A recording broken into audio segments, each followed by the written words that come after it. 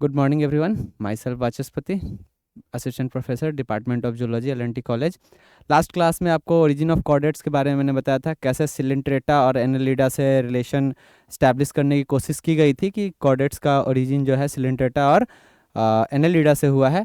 But बाद में इस थ्योरी को एक्सेप्ट नहीं किया गया क्योंकि कुछ ऐसे एविडेंस थे जिनके बेसिस पे वो एक्सेप्टेबल नहीं था। तो अभी एक एग्जाम्पल यहाँ पे एक नया एंसेस्ट्री दिखाया गया जिसको बोला गया कि echino echinoderm hemi hemichordate theory theory of origin.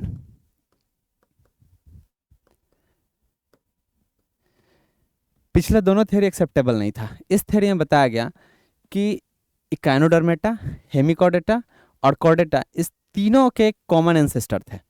ऐसा इसलिए बोला गया क्योंकि बहुत सारे एविडेंस जो थे वो इस थ्योरी को सपोर्ट कर रहे थे, जिसमें कि सबसे पहला एविडेंस जो था उसको हम लोग बोलते हैं एम्ब्रियोलॉजिकल एविडेंस। सबसे फर्स्ट एविडेंस इसमें आया एम्ब्रियोलॉजिकल एविडेंस।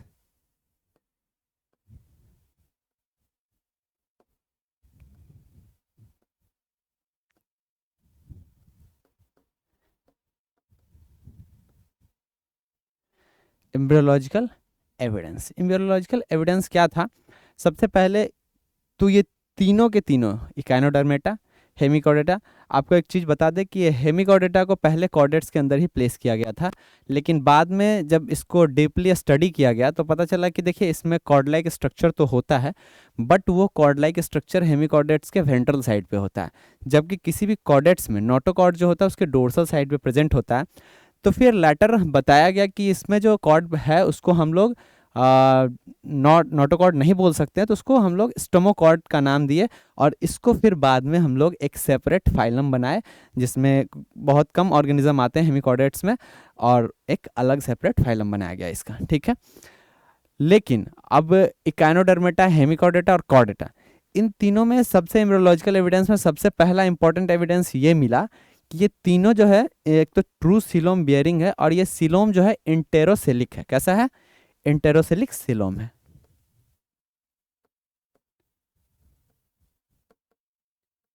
इंटेरोसेलिक सीलोम पहला चीज। दूसरा जो इंपॉर्टेंट पॉइंट इसमें ये था इसके एम्ब्रियो में कि ये सारे के सारे जो भी ऑर्गेनिज्म है इनके पास मेजोडर्म प्रेजेंट है। क्या है?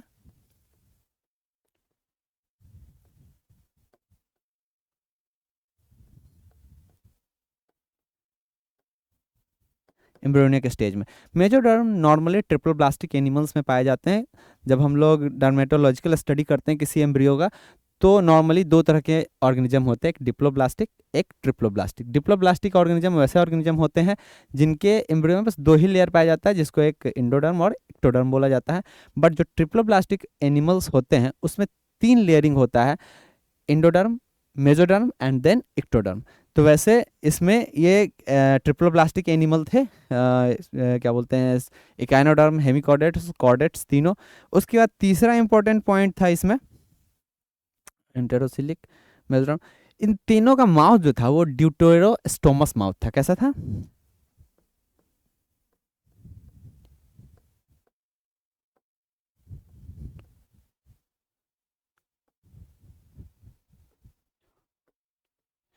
ड्यूटेरोस्टोमस माउथ। ये ड्यूटेरोस्टोमस माउथ क्या होता है? देखिए, जब हम लोग ओरिजिन पढ़ रहे थे सारे ऑर्गेनिज्म का तो वहाँ पे फाइंड किया गया कि जब एम्ब्रियोनिक डेवलपमेंट होता है उस टाइम पे वैसे ऑर्गेनिज्म जिनका माउथ जो है उनके एनस के बाद डेवलप होता है। जब एम्ब्रियो फिटस डेवलपमेंट के फेज पे होता है तो पहले उस फिटस में एनस डेवलप होता है, उसके बाद आगे डेवलपमेंट में माउथ डेवलप होता है। तो ऐसे ऑर्गेनिज्म को हम लोग बोलते हैं ड्यूटेरोस्टोमस ऑर्गेनिज्म। और ये हेमिकॉर्डेट्स, कॉर्डेट्स और क्या बोलते हैं, इकाइनोडर्मेट्स, इन तीनों के पास क्या था? ड्यूटेरोस्टोमस माउथ था। तो जब ये तीन ये एम्ब्रियोलॉजिकल एविडेंस मिले तब हम लोग बोले कि नहीं ये काफ़ी सिमिलर हैं तीनों ऑर्गेनिज्म। और इसके बाद एम्ब्रियोलॉजिकल एविडेंस के बाद कुछ सेरोलॉजिकल एविडेंस भी मिले हम लोगों को। ठीक है, सबसे पहला सेरोलॉजिकल, दूसरा पॉइंट जो इंपॉर्टेंट था वो था सेरोलॉजिकल एविडेंस।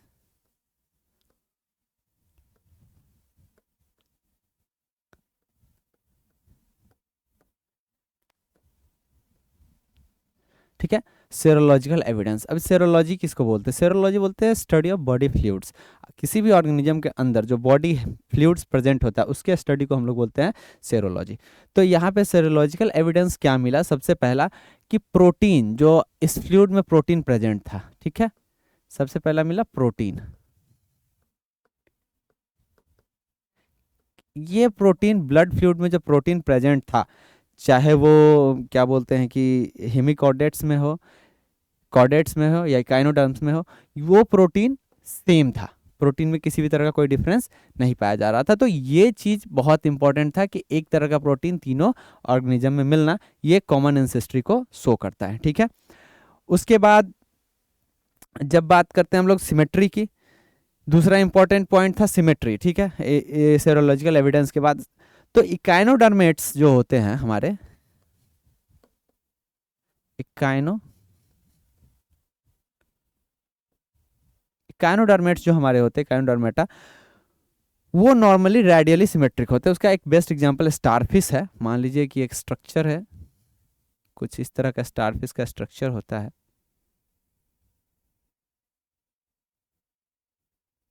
ये मान लीजिए कि स्टारफिश है। ये अगर हम लोग इस लाइन ऑफ प्लेन में इसको कट करें तो भी बराबर बराबर भागों में बट रहा है।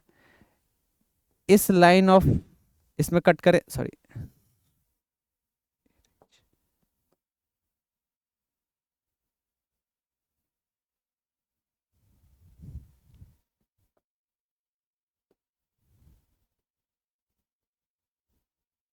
ये एक स्टार लाइक स्ट्रक्चर होता है।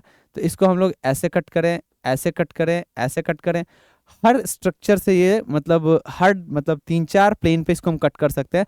तो ऐसे सिमेट्री को हम लोग बोलते हैं रेडियल सिमेट्री।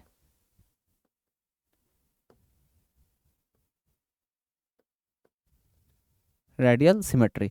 लेकिन किसी ऑर्गेनिज्म को अगर हम नॉर्मली, लास्ट क्लास में भी हमने इसके बारे में थोड़ा सा डिस्कस किया था कि मान लीजिए हम कार्टन बनाते हैं ह्यूमन बींग का कुछ इस तरह से, तो इसको अगर हम डिवाइड करें तो एक ही सिमेट्री में हम लोग डिवाइड कर सकते हैं। ठीक है, इसको एक से ज़्यादा सिमेट्री में नहीं डिवाइड करते, तो ऐसे सिमेट्री को हम लोग बोलते हैं बाइलैटरल सिमेट्री।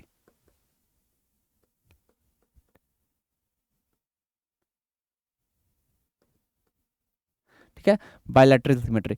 तो अगर हम इसकी बात करें रेडियल सिमेट्री, तो एडल्ट स्टेज में जो हमारा इकाइनोडर्मेटा होता है वो तो रेडियली सिमेट्रिक होता है।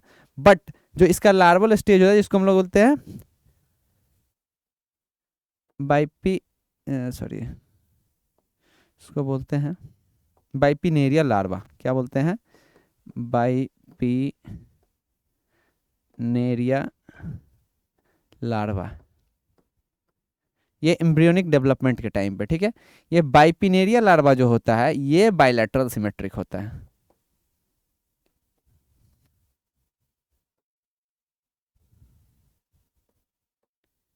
कैसा होता है? बायलैटरल सिमेट्रिक होता है। ठीक है, तो अब अगर हम एम्ब्रियोनिक स्टेज के टाइम का बात करें तो इकाइनोडर्मेटा, हेमिकॉर्डेटा और कॉर्डेटा, ये तीनों के एम्ब्रियो जो होते हैं, ठीक है, वो कैसे होते हैं? बायलैटरल सिमेट्रिक होते हैं। ठीक है, तो ये कुछ कॉमन एंसेस्ट्री दिखा रहा है और इससे पता चला कि ये तीनों ऑर्गेनिज्म के एक कोई कॉमन एंसेस्टर थे और उससे ही ये तीनों ऑर्गेनिज्म इवॉल्व हुए हैं। तो यही एक सुटेबल एग्जाम्पल कॉर्डेट्स के ओरिजिन को बताता है। और जब हम लोग इसको थोड़ा सा स्टडी करते हैं डिवीजन के बारे में, तो देखिए, जब हम क्लासिफिकेशन पढ़ेंगे तो नॉर्मली सिमेट्री के बेसिस पे दो तरह के ऑर्गेनिज्म होते हैं। ठीक है, पहले ही बताए हैं। सबसे पहले किसी भी क्लासिफिकेशन के लिए कुछ कैरेक्टर्स होते हैं, उसी के बेसिस पे क्लासिफिकेशन किया जाता है। तो जैसे इंपॉर्टेंट कैरेक्टर्स थे उसमें आता है पहले सिमेट्री। क्या आता है? सॉरी, सिमेट्री,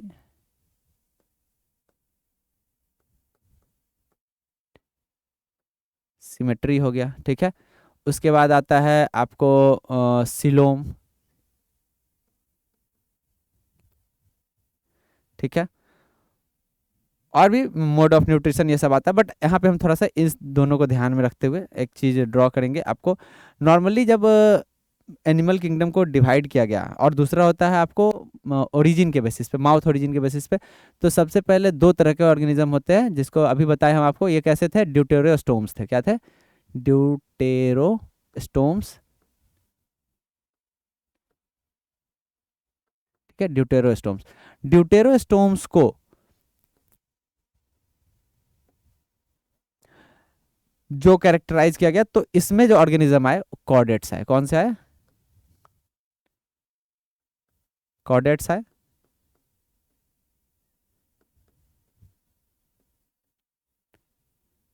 हेमिकॉर्डेट्स आए, और इकाइनोडर्म्स आए।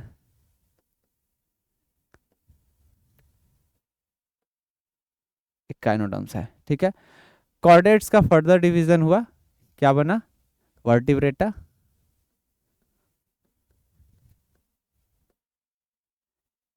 ठीक है, वर्टिब्रेट्स। वर्टिब्रेट्स से जस्ट नीचे सिफेलोकॉर्डेट्स, CPH,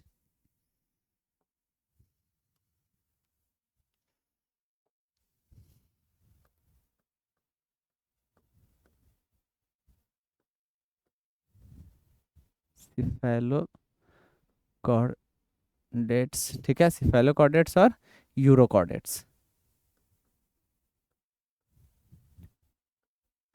यूरोकॉर्डेट्स, ये तीन डिवीजन हुआ कॉर्डेट्स का। फिर हेमिकॉर्डेट्स एंड इकानोडर्म्स, ये सारे के सारे ड्यूटेरोस्टोम्स में आते हैं, ठीक है।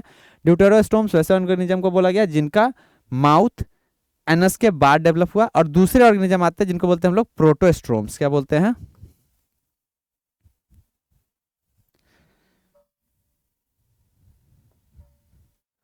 प्रोटोस्टोम्स।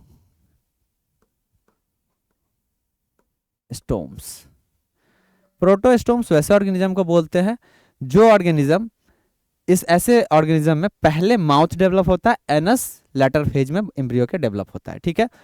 तो ड्यूटेरोस्टोम्स जो होते हैं उसमें जितने इनवर्टिब्रेट्स, इनको छोड़ के, ठीक है, ये भी इनवर्टिब्रेट्स ही है, ये भी इनवर्टिब्रेट्स ही है, सॉरी इनको नॉन कॉर्डेट्स ही है, ये भी नॉन कॉर्डेट्स ही है। तो जितने नॉन कॉर्डेट्स आते हैं, चाहे वो पॉरीफेरा हो या फिर यहाँ इकाइनोडर्म से जस्ट पहले मोलुस्का,